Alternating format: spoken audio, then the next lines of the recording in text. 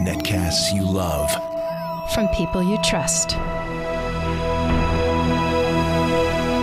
This is Twit. All right, we're going to move on to the big laptop. Our Chief of Engineering, Radford Castro, is here with the Asus G750, but this is a gaming machine, so of course it's big. Hi, Radford. Yes.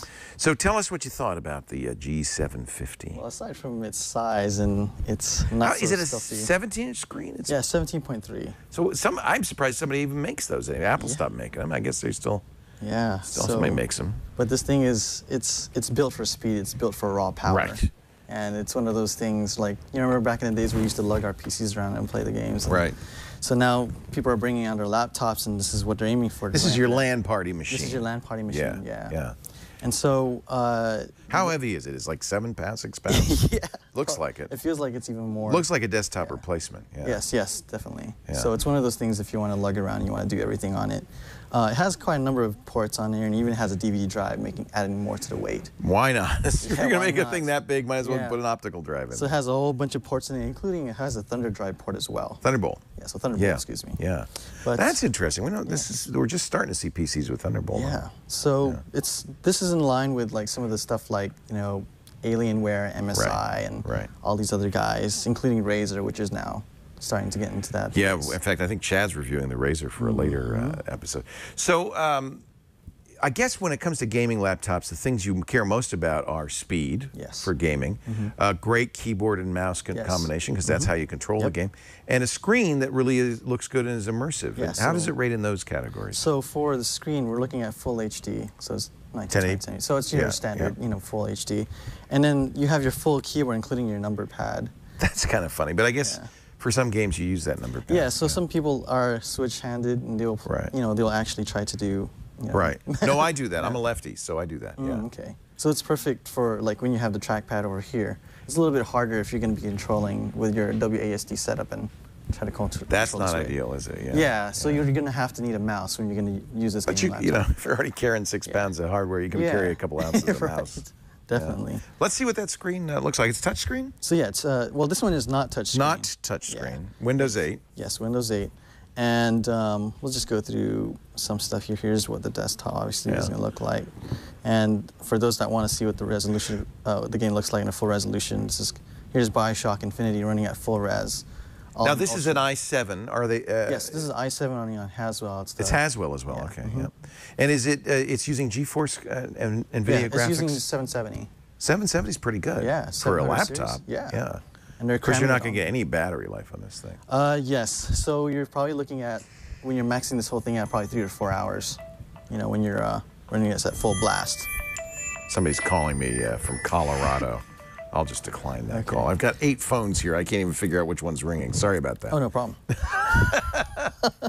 So let's go. Pretty much, this is running at full blast right now. I'm not like tracking down any enemies or anything. Pretty good frame rate. It's a very good frame rate. It looks good. And actually, the quality looks pretty good too. The quality is great. Yeah. And I mean, this is running at full blast. You know, obviously, you'll have some frame rate dips when you start. How hot does it get? How fast do the fans blow? Is it really? It gets pretty hot. Is it about down to take off? Yeah, it's about to take off, and you have, you know, basically the blowers where they typically are located. But it's pretty good, actually. You know, I did a benchmark. BioShock has its own benchmarks that you could run, and for those who are interested in it, there's actually I put them right over here. Okay. And so it runs at about, you know, 12 or 62 frames per second on average. Okay. Yeah, which is more than enough. It's adequate, yeah. Yeah, and at the max it runs at 216, so it's really, really good. Okay. Then I ran this other second benchmark called 3D Mark, which a lot of the gamers use, and I got this. And right now it runs 69% better than a lot of the other gaming laptops. What was the raw number? I see the raw number. It's 19384. 19384 is good. And is that the OpenGL benchmark? Yeah. So that's good. That's great, and it does all this stuff in it. You're just right in between, you know, the high-end gaming PC and you know, typical gaming laptop. When you have it cranked up like that, does it feel hot? I mean, would you? Yeah, it does. Yeah. Yeah. So, I mean, a lot of the times too is when you're working on the keyboard, you can feel a little bit of the air coming out through the keys. Yeah. Especially when it's backlit like this. That's okay. So you're flying along. Yeah, exactly. Yeah. How's the audio on that? The audio is actually pretty good. Yeah. So this has what they call sound media.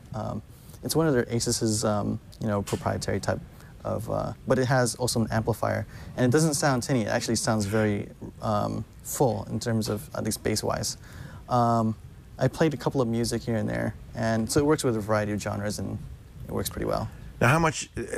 I'm sure there's different ranges. This is the one we have here. It's the JX. Is the GX? Yeah. So this is the 750 JX. There's a JW, which is 700. Uses the 760 or 765 GeForce, and that one has only 12 gigabytes RAM versus 16. Which so that's the lower end. This is, you know, actually. How much did this come as equipped? How much was this? $1899. $1899, and it starts at $1,400. Yeah, it starts for at the lower end. for the lower end. So that's not horrible, given you're getting a lot of performance out of this thing. Let's get the pros and cons. So the pros is that you got a lot of speed, and you can play the latest games. Right. And you can play them at full blast. Another cool thing too. Sorry about that. Oh, this is the same. Sorry. So the other thing that it also has, the other pro, is the fact that it can, it runs a lot of the desktop, has a lot of amenities you'd expect from a regular desktop.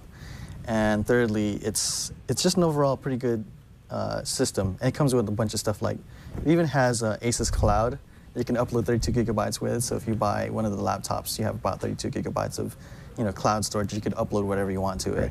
And of course you have Thunderbolt and all that good stuff. So the cons? The cons, obviously, is the weight and the size. Yeah. It's a little bit thicker profile. Yeah. So it's similar to what you see in a lot of gaming laptops.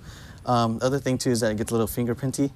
And yeah, it has, is it brushed aluminum? Yeah, it's brushed aluminum. Even on the top nickel, there. Yeah. But when you rest your hands on it, if you get a little bit sweaty. Smudges, yeah. Yeah, it's really and you're hard gonna if you're playing that game. Yes, definitely. Yeah. So battery life, heavy.